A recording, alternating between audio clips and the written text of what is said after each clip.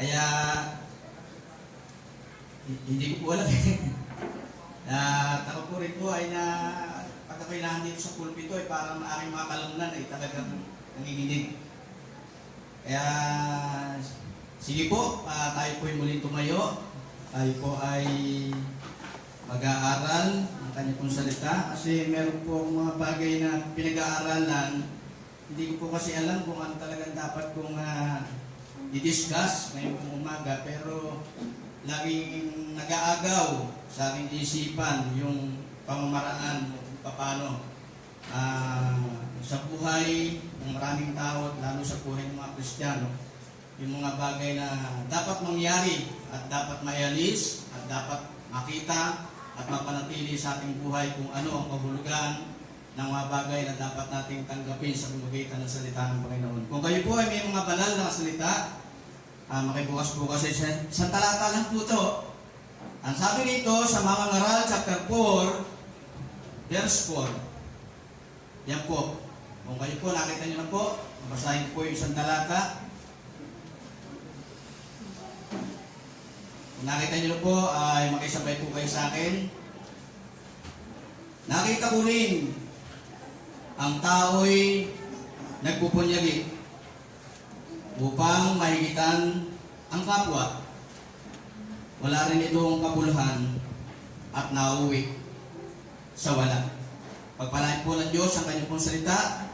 Panginoon, salamat po sapagkat pinakikita niyo po, Panginoon, sa buhay na to yung aming pong pangangailangan bilang mga tao, bilang mga Kristiyano, na patuloy, Panginoon, na maunawaan namin yung mga bagay sa aming pong mga buhay, sa aming pong mga sarili.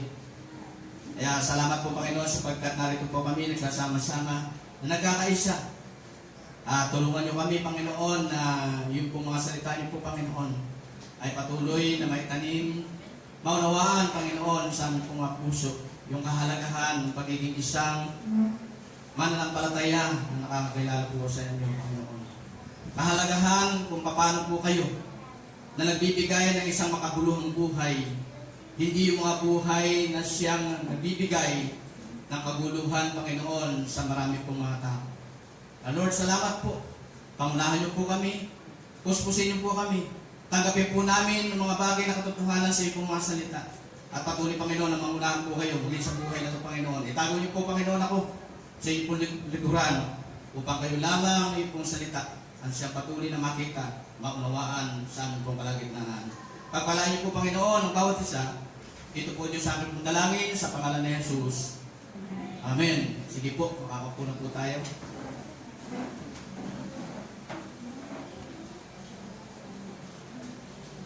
Ang ating pong pamagat sa ating pong pag-aaralan ngayong umaga. Ito po ay madali lang, mahaba pero madali. Didiscusin ko na lang po sa inyo kasi po ito ay ayos na.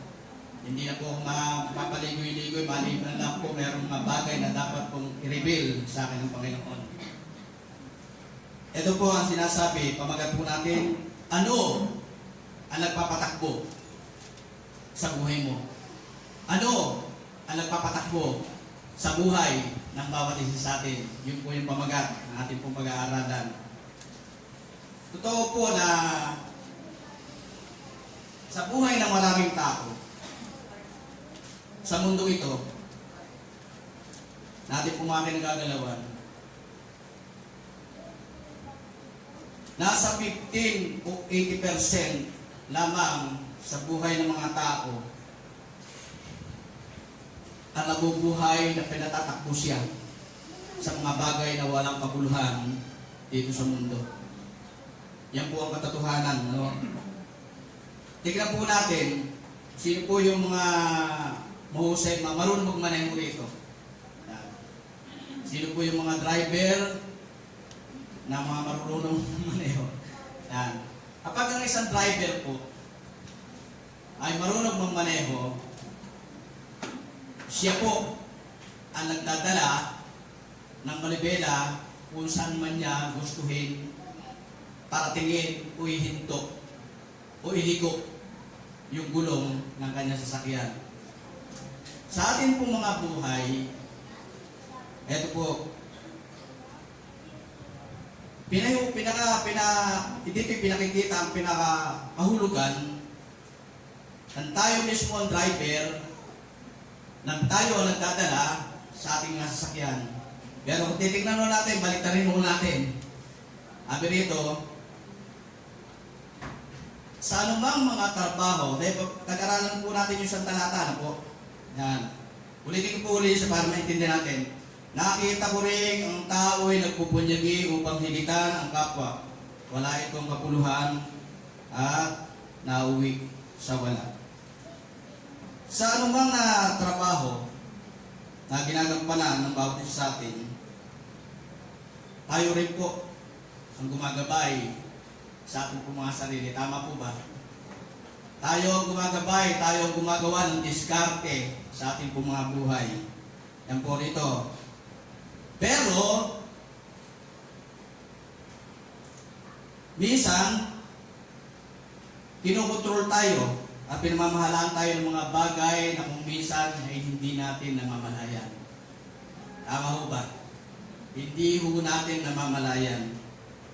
Wala hong masama. Ang sabi ho rito sa ating pinag-aaralan, wala ring, sabi, nakita ko rin ang tao ay nagpupunyagi upang mahigitan ang kapwa. Ito po. Anong nangyayari sa mundo ito? Gusto ko i-balance ito, maging sa mga hindi nakakakilala sa Diyos at maging sa mga mananampalatayang Kristiyanong nakakakilala sa Diyos. Minsan, ito po ang ating pag-uusapan.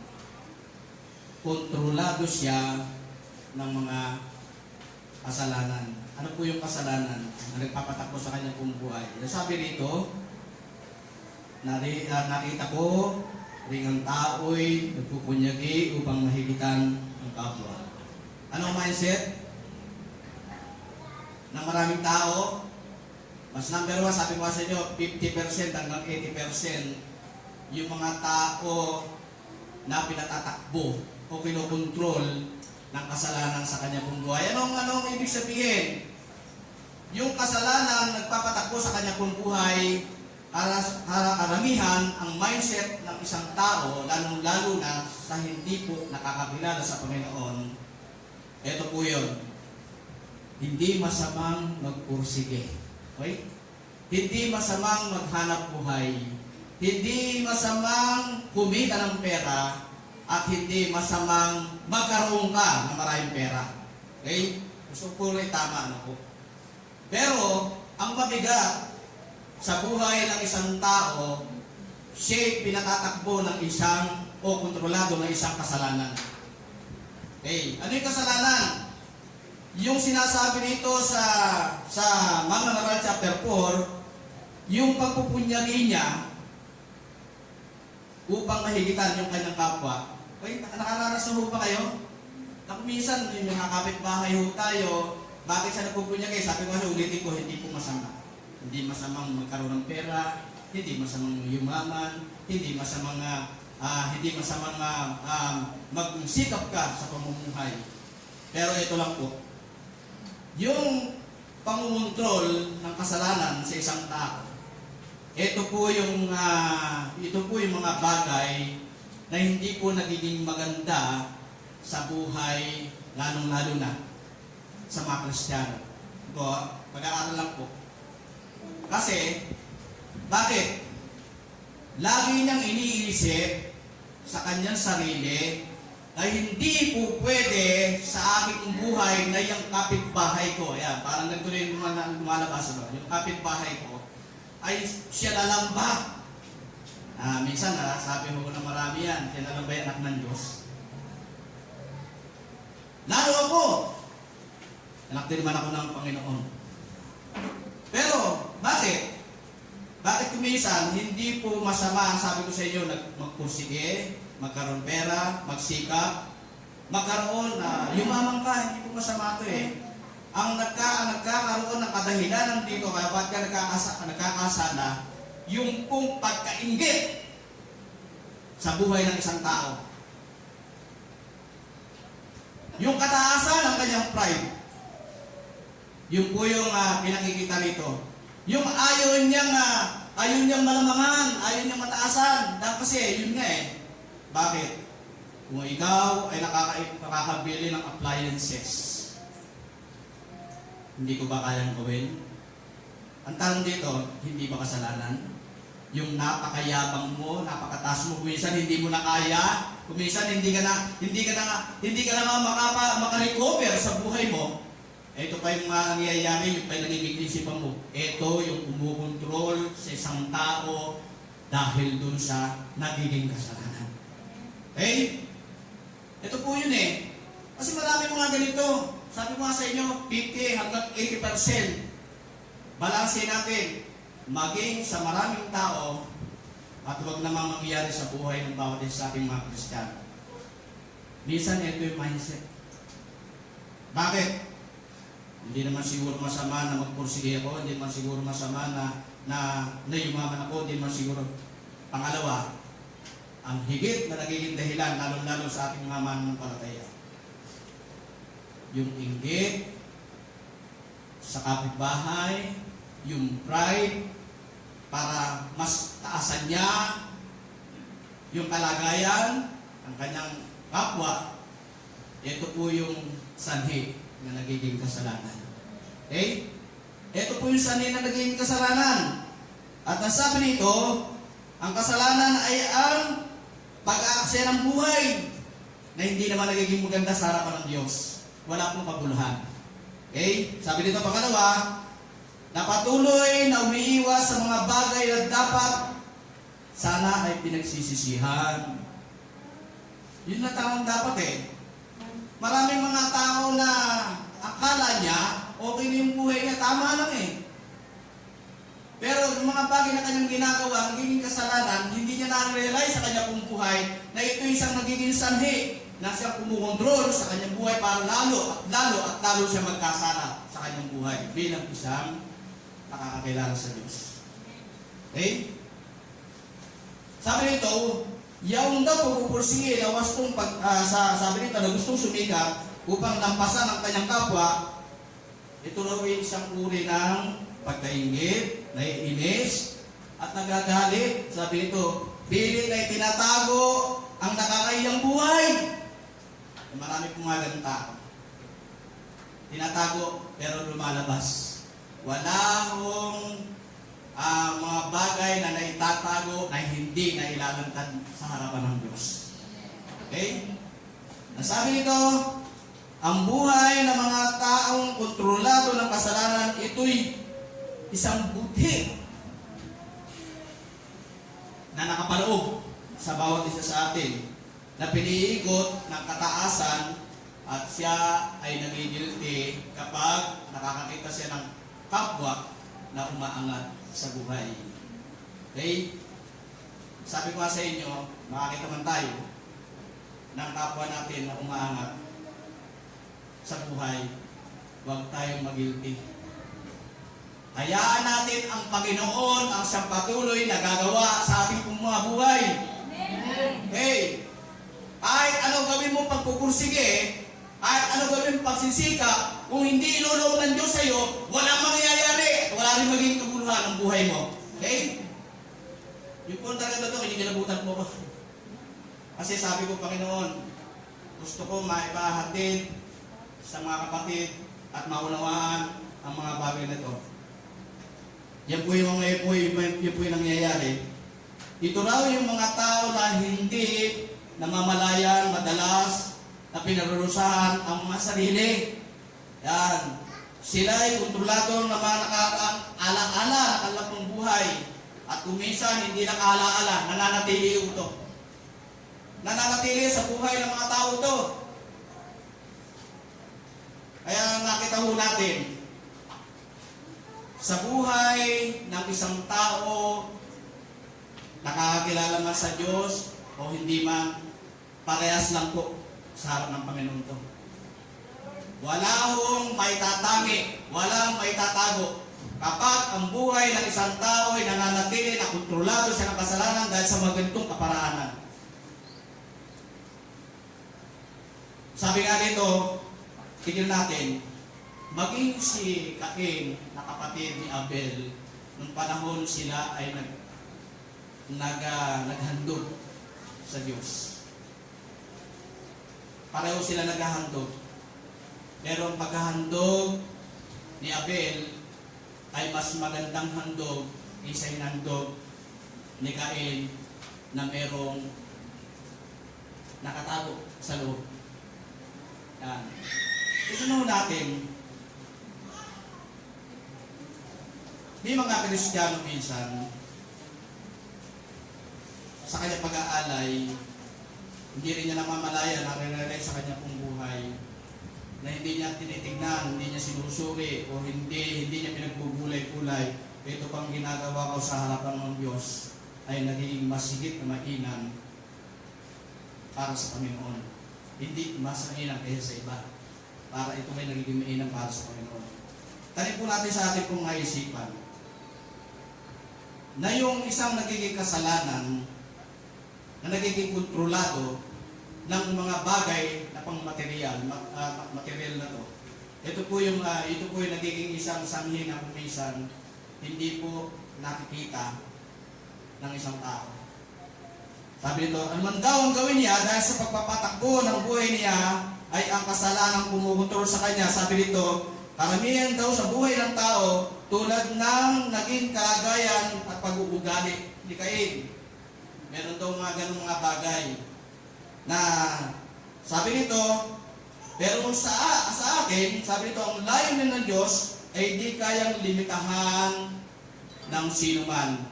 Anuman ang gawin ng sino mang tao, no, sa kanyang pagsusumika, kung hindi panahon, kung hindi nakikita ng Diyos sa kanya, siya walang nakapanoob sa kanya pong buhay, ang Diyos hindi kakayang limitahan sa mga bagay na pangangailangan mo.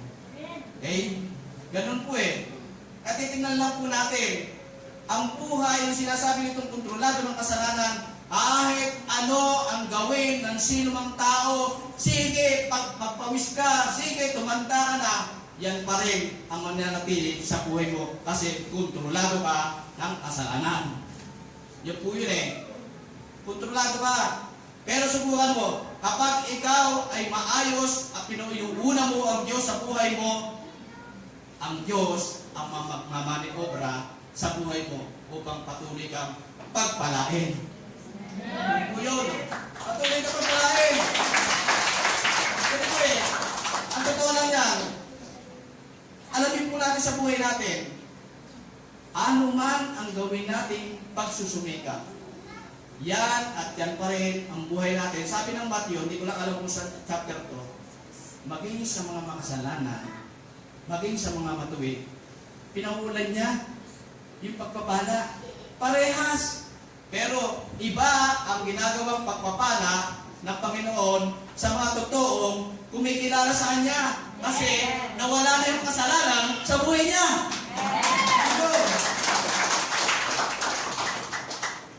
Unang po ito, no? Unang step po yun. Pangalawa, ang sabi dito, kontrolado raw ng mga hinanakit.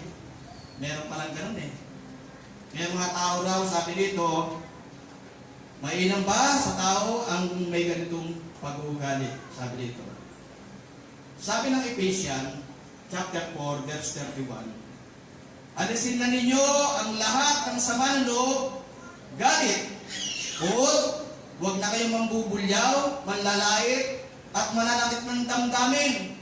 Ito po yung gustong mangyari sa buhay ng isang tao na kinukontrol ng hinanakit. Ang gusto ng Panginoon, yung hinanakit ito mawala sa buhay mo, ito po ay isurrender mo sa harapan ng Diyos. Eh, sinasabi ko sa mga taga-Epeso, yung mga Epeso, nananatili sila sa kanila pong mga buhay, yung ugali nila, nahandun pa rin. Yan. Kasama po ito sa ating pong teksto. Kaya sabi nito, ito raw ay ito'y tinagubilinan sa mga may kinalalaman sa pagiging isang Kristiyano naman. Nakatapos na tayo sa kontrolado ng kasalanan. Dito po ay tinatagupilin sa atin naman na yung mga bagay na sama ng loob, kasi minsan, yung sama ng loob minsan kapag alam mo ito ng Diyos, hindi ito may tatago. Hindi may tatago sa harap ng Diyos yung sama ng loob at hinanakit o galit. Alam mo yan subukan mo natin. Ako po ewan ko po sa inyo at tatanungin ko kayo. Kapag ikaw ay may galit, may sama ng loob o hinanakit, sa kanino man, kahit wala rito sa loob ng iglesia, tanong ko siya, makikita ka kaya rito sa loob ng iglesia? O kaya ikaw isang manggagawa, ikaw ay makakatayo ng maayos? Kasi, kontrolado ko na ng hinanakit at galit. Subukan mo naman, kapag ang Diyos na ang kumukontrol sa iyo at wala na yung mga ganitong kaparaan sa buhay mo, alam niyo ba, napakasarap pong magpuri, masarap sumamba, at masarap magpasalamat sa harapan ng Diyos. Ito yun. Mahirap at inulit po natin, kapag tayo ay merong pasanin sa buhay, kapag meron tayo mga hinanakit o dinadamdam sa ating pong kapwa, alam niyo po, sa totoo lang dati kang maganda itaas mong kamay mo, hindi ka na mapagtataas. Kapag ito ay merong mga bagay na kasablayan sa buhay, napakahirap makagawa para sa Panginoon. Mahirap. Pero kung ikaw ay press na press sa harapan ng Panginoon, hindi ka kayang pigilin kung paano mo gagawin ang isang pagsamba at pagpupuri sa Panginoon.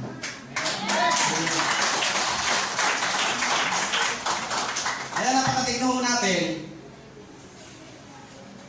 kapag ang tao raw ay may taglay, nagalit, hinanakit, sabi nito, na pag-uugali, hindi raw ito makapagtatagumpay sa anumang mga bagay na mayroon siya.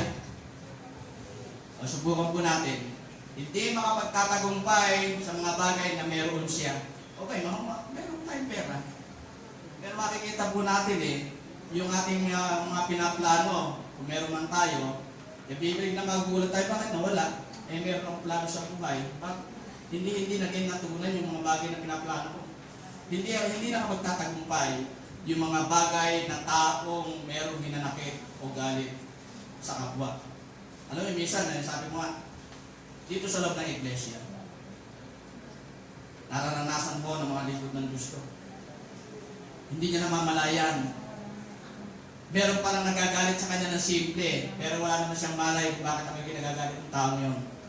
Pero kapag ang isang lingkod o nakakakilala o isang Kristiyano, nakakakilala sa Panginoon, na nagsurrender ng buhay, wala ho siyang pakialam sa hinanakit ng kanyang kapwa dahil wala naman siyang alam na ikagagalit sa kanya. Ano na lang yan gawa-gawa na lang yan o dahil sa mga bagay na hindi nararapat dahil sa nilalaman ng kanyang puso. Nangyayari mo yan. Pero kung ikaw naman, ikaw naman ang lingkod ng Diyos, kapag alam mo kung sino siya at ano siya, bakit mo naman siya papatulan? Ibigay mo sa Panginoon yung problema niya. Bigay mo pa sa Panginoon yung problema mo. Yun po yun. Kaya sabi dito, sa halip na sabi dito, na hapdi ang mangyayari, pinapalitin ito sa pamamagitan ng pagpapatawad. Kasi kung minsan, alam niyo ba, maraming mga Kristiyano hindi ko marunong patawad. Pasan-pasan, mga hinanakit sa kanyang buhay. O, totoo yan. Minsan, kung pagkakausap ka, napakasarap, makitungo.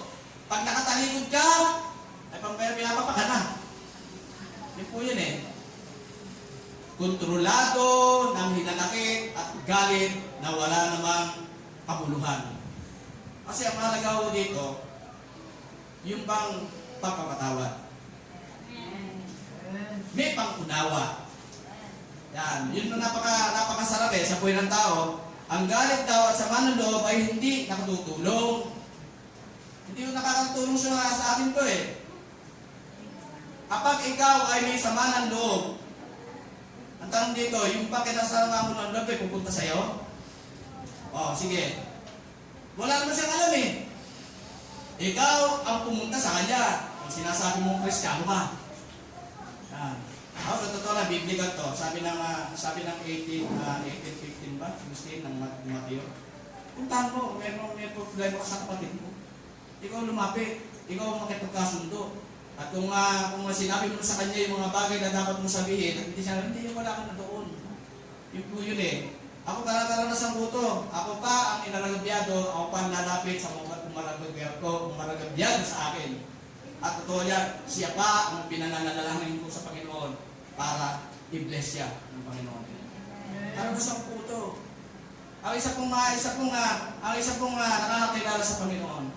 Sa totoo lang yun, dapat maraming mangyari, marami siyang maabot sa buhay upang siya ay makapagtagumpay at hindi na siya maging kontrolado ng hinanakit at galit sa kanyang kapwa. Yan po yun. Sabi ito, mahirap daw malimot, sabi ito, ng isang tao ang mga problema, samantalang ikaw ay kinukontrol ng lumang pag-ugali at nabubuhay pa sa mga nakaraan. Sabi dito, ang sabi ni Job, sapagkat ang bigat ng loob ay pumapatay sa tao raw hangal. Tingnan, yung mabigat daw ang kalooban, pumapatay raw to sa taong hangal. Sabi dito, at ang paninibugo ay pumapatay sa mangmang. Tignan po natin. Minsan, maraming nag-claim na siya ay Christian. Pero kapag handun pa yung kanyang mga lumang kaugalian, yung dating kaugalian na hindi naalis, hindi sinusuko sa harapan ng Diyos. Ang sabi nito ng talata ng Job 5:2, sabi nito, sapagkat ang bigat daw ng loob ay pumapatay sa taong hangal. Sino pinapatay? Hindi naman kundi yung mangmang.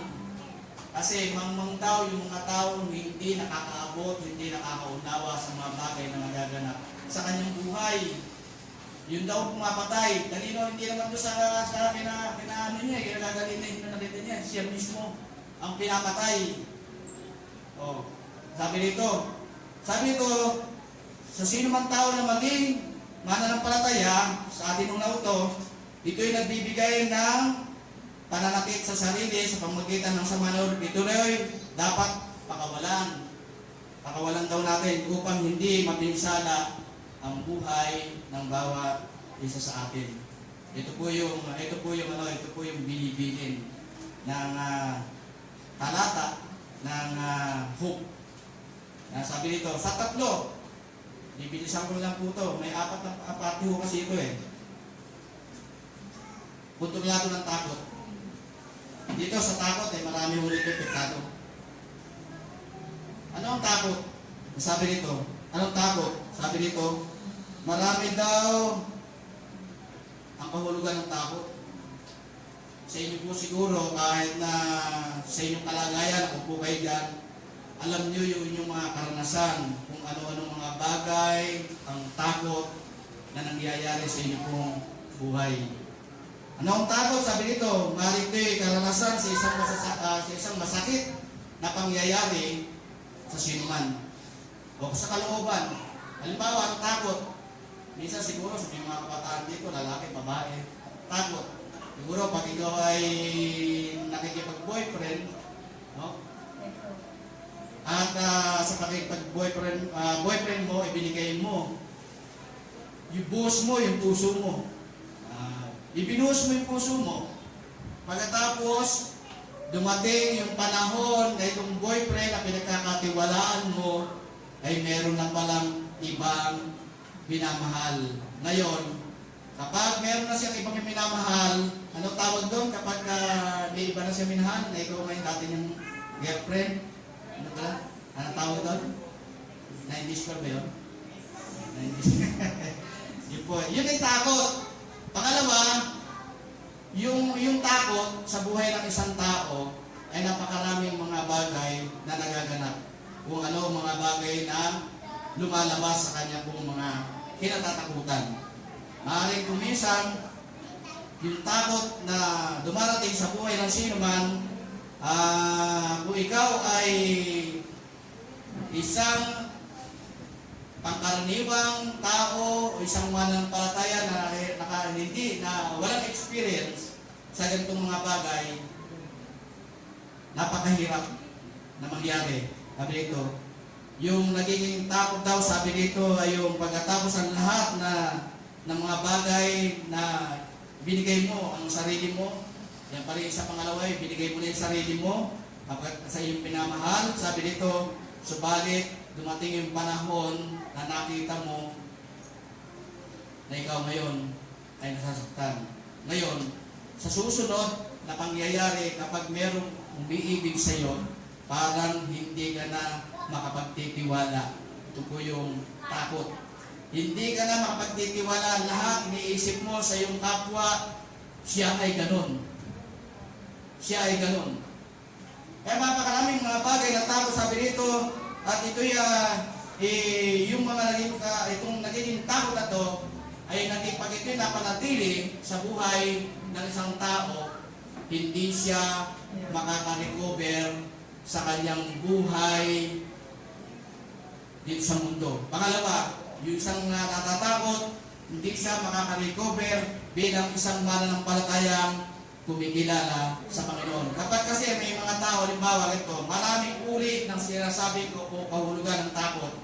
Kapag ikaw bilang isang mananampalataya, nagkaroon ka ng konting aberya sa buhay mo o sa kapwa mo, parang yung konsensya na nasa loob mo, parang hindi mo magawang ilantad o magawang o humarap sa mga bagay na dapat mong harapin.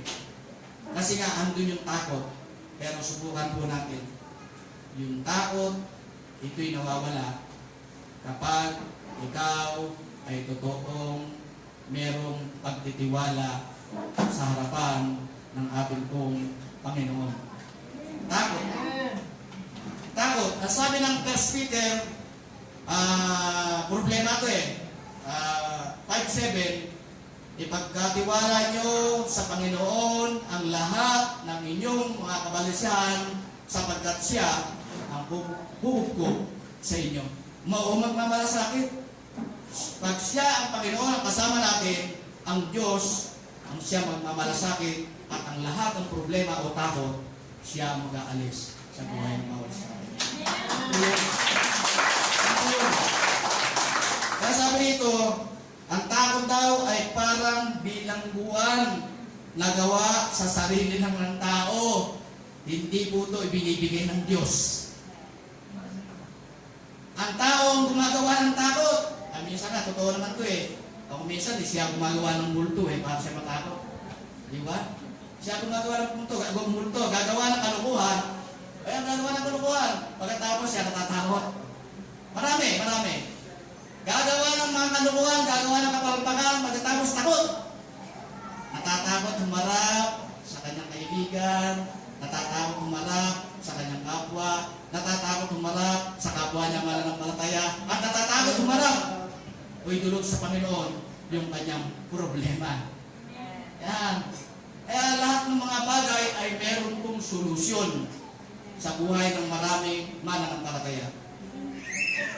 Napaka tingnan natin, ano raw nararapat para malitan ng takot? Ang sabi dito, ang sabi ng 1 John 4:18, pakitingnan po natin, walang kalakip na takot ang tunay na pag-ibig. Okay? Ang sabi dito, sapagkat pinapawi ng pag-ibig ang anumang pagkatakot. Hindi paganap ang pag-ibig ng sino mang natatakot. Pagkat ang takot ay kaugnay ng parusa. Tingnan po natin, pagkulay-gulayan po natin ito. Ang takot daw ay dapat harapin at ito'y nilalabanan sa pamagitan ng pananampalataya na may pag-ibig sa ating pong Panginoon. Okay. Yan po yung kinakailangan, no? Kaya dito po sa ating buhay, yun po ating pinaka-teksto, umiikot lang po ito. umiikot lang po sa ating pong buhay. Kaya pinakamahalaga, mawawala lang ang takot ng bawat isa sa atin kung patuloy na tayo ay magbubulay-bulay sa ating mga sarili at ibigay natin sa harap ng Diyos ang bawat takot o problemang nasa atin. Ipasuri natin sa Panginoon yung mga bagay na ito. Kaya kung minsan, sabi ko nga sa inyo, hindi ko po ito ma-share sa inyo kung hindi ko po naranasan yung ganitong mga bagay. Kasi, at hindi rin ako po pwedeng makatayo kung hindi ko naranasan ang maraming mga bagay sa ginawa sa akin ng Panginoon. Kasi, nung dati, nung hindi ako mananampalataya, halos ayoko humarap sa sinumang tao. Yung kaba, yung takot, ay parang hindi ko may bulalas ang aking pong kalooban sa aking mga kaharap. Kasi nga po, meron akong pinapasan, meron akong dinadala, meron akong tinataglay na takot. Bakit hindi ako makaharap? Pero tandaan po natin, sabi dito, ulitin po sa inyo, walang kalakip na takot ang tunay na pag-ibig. Kapag ikaw raw ay iniibig mo ang kapwa mo at clear ka naman sa kanya, ba't ka matatakot? Sabi ko nga sa inyo, ang natatakot tayo gumagawa ng multo sa kanyang sarili. Yan po. Pangalawa, ang sabi dito, sapagkat pinapawi ang pag-ibig ang anumang pagkatakot. O, subukan po natin, pag mahal natin ang ating kapwa, mahal natin ang Panginoon, ano ang dapat may katakot? Wala ka naman. Ano ka naman sa harapan ng Panginoon? Malinis ka sa harapan ng Panginoon. Mahal mo nga siya, mahal mo nga kapwa mo eh. Ngayon, kung mga bagay na pagmamahal mo sa kapwa mo, ay hindi niya pinahalaga, bakit ano katakot mo? Ano problema mo? Siya may problema doon. Basta ikaw, alam mo, mahal mo siya. O, ano katatakot mo? Nasabi dito, ang takot daw ay hindi ganap. O ang sabi dito, hindi pa ganap ang pag-ibig sa sino kang natatakot. Kapag ikaw raw pala may talagang totoong takot, paano na magiging ganap ang pag-ibig mo sa kapwa mo? At higit sa lahat, paano mangyayari na iniibig mo, Panginoon, kung ikaw lagi may takot? Kung may mga kasaplayan mo sa buhay. Ito napakahalaga. Sa buhay, sabi nung sa buhay ng isang mananampalataya, dapat daw yung takot ay mawala. Pangalawa, yung daw takot, kapag ikaw may totoong pag-ibig sa iyong kapwa, yung takot ay hindi magiging problema. Ang sabi dito, ang takot daw ay dapat harapin at ito'y nilalabanan sa pamagitan ng pag-ibig sa kapwa, higit pag-ibig sa Panginoon. Sa apat na ho tayo, malapit na ho tayo matapos. Kontrolado ng materialismo. Material. Ito po yun. Ito po napakabigat sa lahat. Yung pang-apat. Ano po itong kontrolado ng material? Sabi dito, ang isa raw, sabi dito, ang isang materialismong tao ay ang paghahangad ng maraming bagay. Okay. Ang isa raw, materialismong tao ay mapaghangad ng maraming bagay. Ano ang ibig sabihin? Meron na siya, nasa kanya na, nag-i-interest pa. Meron na, nasa kanya na, nag-i-input pa. Sabi, yun daw pag-input ay isa raw pagsamba sa Diyos-Diyusan. Okay? Sabi dito, ang isa raw materialismo ay ang paghahangad sa maraming bagay. Ito ang layunin ng kanyang buhay. Ang tanong, bakit? Subukan niyo po. Hindi po naiaalis kanino mang tao at sana huwag mangyari sa bawat isa sa atin na sabi nito na huwag maging sobrang layunin sa buhay ng isang nakakakilala sa Diyos ang pagka-materialismo. Sabi ulitin ko po sa inyo, hindi po masama.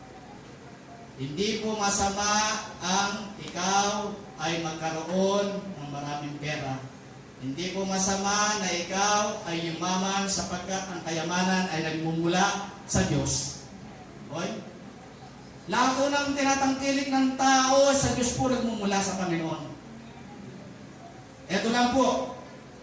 Ang pinaka dapat natin tingnan kapag ang material ang magdadala sa ating pong buhay, ito raw ang magtutulak sa tao para maghanap at maghanap at maghanap ng maraming mga bagay. Ang sabi ng mga ngaral, chapter 5, verse 10 to 11, sino marunong bumasa, sino nakakabasa niyan? Ito po, balikan po natin to. Yung daw mga taong yumayaman, minsan hindi raw po ito mapagkatulog. Materialismo. Pangalawa, yung daw mga taong mayaman na, ay lalo kang naghihirap ang kalooban dahil gusto pa niya matugunan ang lahat ng kanyang mga pangangailangan. Yun po yung mga materialismong tao. Mababasa niyo po yan sa mga ngaral chapter 5, verse 10 to 11. Yan po yun. Pangalawa, sabi nito, ito raw, sabi nito, ang nag-uudyok sa tao ng pagkamaterialismo ay puwersa na kumukontrol upang isadla ang sinuman sa pagkaalipin ng kasalanan. Ito raw ay hindi magiging mainam sa maling panukala ng iba. At ito ang seguridad na iniisip niya. Kasi maraming mga tao, pagka mayaman, hindi ba? Ang sabi ng Kawikaan, nakalimutan ko sa chapter 2, verse, ang akala ng mayaman, siya ligtas na sa lahat ng mga bagay. Nalimutan ko yung chapter. Tingnan po natin. Yung mga bagay na ito ay pinakamimithi ng maraming tao. Kapag ang isang tao ay nagiging masyadong materialismo at dito na siya nakapokus, ay siguro sabihin ko sa inyo na pwede tayo mag-isip-isip. Ang itinuturo sa atin ng banal na kasulatan, yun daw pagka tayo meron na, matuwa na tayo. At sa ulitin ko po sa inyo, hindi po masamang maghanap buhay, magsumika, magtrabaho, o yumaman, sapagkat ang yaman ay nagmumula rin sa Panginoon. Pero, ito raw kung pagkamaterialismo ay walang kakontentuhan sa buhay. Dito siya nasasadlak sa mga kasalanan. Dito siya nasasadlak sa mga kasalanan. Bakit? Ang sabi dito lang, Matthew chapter 6, verse 24, ito po, biigot-igot lang po sa atin ito. Ang sabi ng Matthew 6:24, hindi kayo makapaglilingkod sa dalawang Panginoon. Sabi ganon, iiwan niyo ang isa, paglilingkuran ang isa, itatakwil ang isa, at paglilingkuran ang ikalawa. Walang makapaglilingkod ng sabay sa Diyos at sa kayamanan. Ito po yun yung pagkamaterial ng isang tao, hindi po nawawala sa mundong ito. Hindi ko po sinasabi sa inyo, wag po kayong magsumikap, wag po kayong maghanap buhay, wag kayong magpursige. Hindi ko po sinabi. Kailangan po natin habang nandito tayo sa mundo, kinakailangan handyan po yung pagpursige natin. Pero, ang gustong mangyari ng Diyos para sa atin, higit siya ang lagi nating unahin sa ating mga buhay. Yan po yung kinakailangan. Ito po nagiging sanhi yung pagkamaterialismo ng isang tao, hindi po nagiging mabuti sa harapan ng Diyos at hindi rin magiging mabuti sa harap ng sino mang nag-i-interest. Alam ko po, ang bawat isa sa atin dito, meron pong mga kabuhayan at hindi naman luhat pare-pareho ang ginagawa ng Diyos sa bawat isa sa atin. Pero tingnan po natin, kapag ang Diyos ang nagluloob sa iyo, yung pagkamaterialismo ng isang tao pwedeng mawala. Pero pag iniloob ng Diyos sa iyo na pagpalahin ka, hindi pwedeng pigilin ang pagpapala na gagawin siya ng Diyos. Yun po yun. Kaya tingnan po natin, unang-una lang, dadaan tayo sa maraming proseso ng buhay upang mapagtagumpayan natin yung mga bagay na nakukontrol tayo ng material. Yun po yung napakahalaga. Kaya siguro sa ating pong mga buhay, sabi dito, ang ating daw pong paglilingkod sa Panginoon ngayon, ang material, pera, sabi dito, na pinaglilingkuran ay hindi po nagiging mainam apat ito ang namumuna sa ating pong mga buhay, sabi ng Matthew 6:33. Ang kinakailangan, ang maging sanhi ng ating pong gagawin, higit sa lahat, unahin natin ang Panginoon sa ating pong mga buhay. Kuminsan, ito po, gusto ko sabihin sa marami, no? Bakit kuminsan ang church? Araw ng linggo, araw ng pagsamba, no? Araw na dapat gawin niya ang magpuri at magpasalamat sa Diyos. Bakit ang ilan? Ito po marami ho sa church, sa anumang church, na nangyayari na hindi po napupuno ng mga mananampalataya ang church na kasi po minsan ang mindset nila yung pagka-materialismo. Hindi ko po sinasabi lahat. Meron pong mga ilan sa ibang iglesia, sa lahat ng iglesia, minsan nagiging materialismo. Inuuna ang material kaysa sa Panginoon. Sabi ng 6:24 ng Matthew. Inuuna. Totoo naman Mapalad ang mga lahat ng naririto sa loob ng iglesia kapag inuuna nila ang Panginoon at nakikinig ng salita ng Diyos. Ito yung kailangan. Inuuna. Napakasarap Alam niyo ba, ako isang taong sasabihin ko sa inyo, ako'y taong musapos ng panahon ng hindi ko kilala ang Panginoon. Nagsisikap ako para matugunan ang pangangailangan namin. Nagsisikap ako sa anumang kaparaanan, kahit sa masama, daanin. Matugunan lang. Pero anumang gawin ko sa buhay, wala. Wala akong talaga kahit ano gawin. Kasi pag materialismo, isa pa hulo pag materialismo, halos yung isang barya na lang hindi pa maibigay. Nanghihinayang. Kasama po ito sa ating pag-aaral. Pero kapag ikaw, nawala yung pagkamaterialismo, inuuna mo ang Panginoon sa buhay mo, pinag-aralan mo, pinaggulay-gulay mo mga bagay na ito, yung nasa iyo, ay pwede mabigay para sa Panginoon. Okay? Yung nasa iyo. Ito po yung karanasan nating mga mananampalataya na naka-experience ng mga bagay, yung sa iyo pa ay dapat mo pong gawin para sa Panginoon. Napanghinayang ba? Kaya lang naman nagiging tugali ng materialismo yung kahit konting-konting barya na lang hindi pa niya pwedeng ibigay o pagkatiwala sa iba. Ito po, sa ating pong pangguli, pag-aaral. Meron po akong kakilala. Dati silang wala. Pero kinala sa Panginoon. Pero hindi naman sila katuluskan. Ganun naman ang Panginoon Alam ng Panginoon kung sino ka. Ipinili siya ng Panginoon. Nag-abroad ang asawa. Pumunta ng Korea. Pinagpala. Nung pinagpala, nakabili sila ng mga material sa buhay. Talaga naman, nakabili sila ng lupa, nakabili sila ng bahay. At yung bahay nila napakaganda para masyon. Pero hindi nakontento yung asawa. Kahit magtinda ng barbecue, kahit isang barya, sige, kakabig yan. Punta ng mga lupang binibenta. Lahat. O kung punta pa nga sa GMA para magkaroon ng pera para dagdagan. Anong matutulong sa totoo? Nakakahiya. Konting barya pero subukan mo sa pagbibigay. Hindi mo maaasahan. Pumunta sa church, hindi maaasahan. Linggo, lahat. Linggo, Lunes, Martes, Miyerkules, Huwebes, Biyernes, Sabado. Linggo. Umiikot lang ang buhay niya. Pero alam niyo ba, wala siyang kakontentuhan sa buhay at minsan nakapag-usap ko pa. Hindi mo masama yung mag-proceed ka sa buhay. Pero kung dahil sa ikaw ay galit sa pera, maghunos dili ka. Ganun po ako pag mahal mong isang tao. Kapag matigas ang ulo, dinediretso na.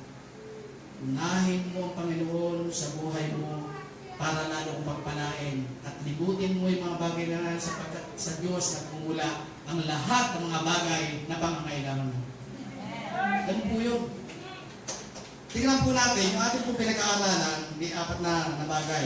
Nasabi po rito, yung epekto ng material sa tao, ito yung una, Ang gahaman daw sa salpi ay walang kasiyahan. Habang lumalaki ang kayamanan, dumadami ang pangangailangan. Ang sabi ko sa inyo mga ngalan, chapter 5, verse 10, 11. Kapag kontrolado ng material na yaman ng tao, dito nakasalalay ang kanyang kaisipan. Tanong, sabi ito, ano magiging kaganapan sa hinahawakan sa material?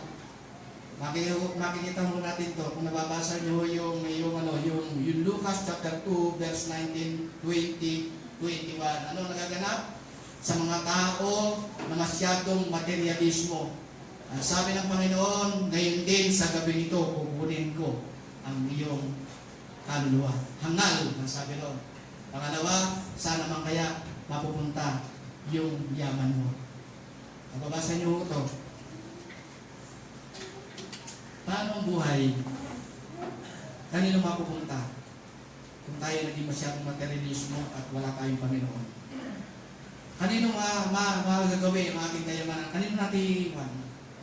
Kung sa kabila ng lahat ay wala naman tayong magkakakilala sa Panginoon. Sayang. Sayang yung pera pinaghirapan mo at higit na sayang yung kaluluwa mo kapag puno ka ng pagkamaterialismo sa iyong buhay. Huwag po kayo magagalit sa akin. Sabi, ito raw ay karukhaan sa harap ng Diyos. Karukhaan. Hindi ho kayamanan. Dahil ang isang mayaman daw na tao ay yung meron siyang Diyos. Meron siyang Panginoon sa kanyang buhay.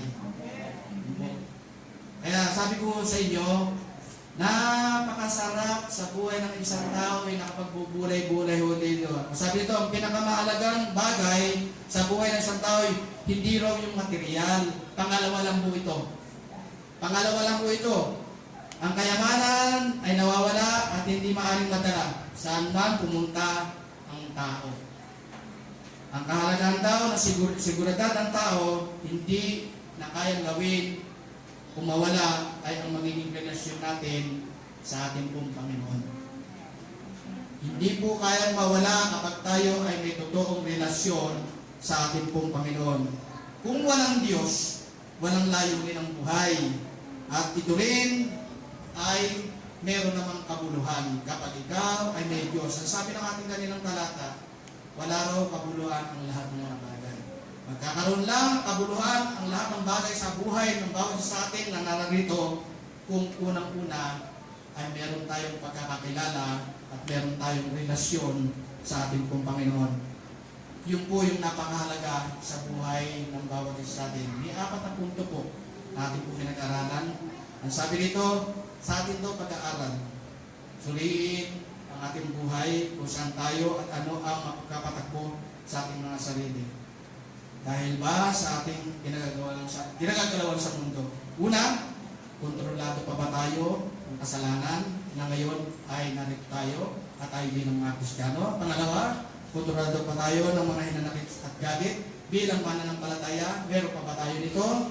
Pangatlo, kinukontrol pa ba tayo ng takot sa ating mga buhay dahil wala tayong pagtitiwala sa Diyos? Pang-apat, kinukontrol pa tayo ng material kung hindi natin pwedeng mauna ang ating Panginoon. Gusto ko po mga kapatid, sa bawat sa atin ngayon po, likas sa tao na may kahinaan.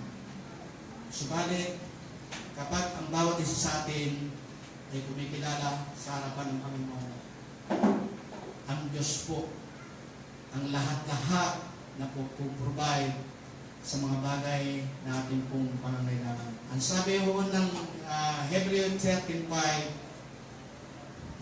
wag lamang magmukhang pera ang isang tao, at sabi ko ulit-ulit ko, sa atin po, kailangan natin ng pera, kailangan natin ng mga bagay ng material para sa pangangailangan, at hindi po masamang yumaman, ang Diyos po nagpapayaman sa atin. Pero, ang pinakamahalaga, ang sabi ng Panginoon, kung ikaw ngayon ay nakakilala sa Panginoon, kung ikaw ngayon ay isang totoong mananampalataya, kapag ito ay pinaglilingkod mo sa harapan ng Diyos, sabi ng Biblia, hindi kita iiwanan, ni pababayaan man. Yan po yung ating pong pagtatapos, ating pong mga buhay. Sige po tayo pong lahat ay tumayo.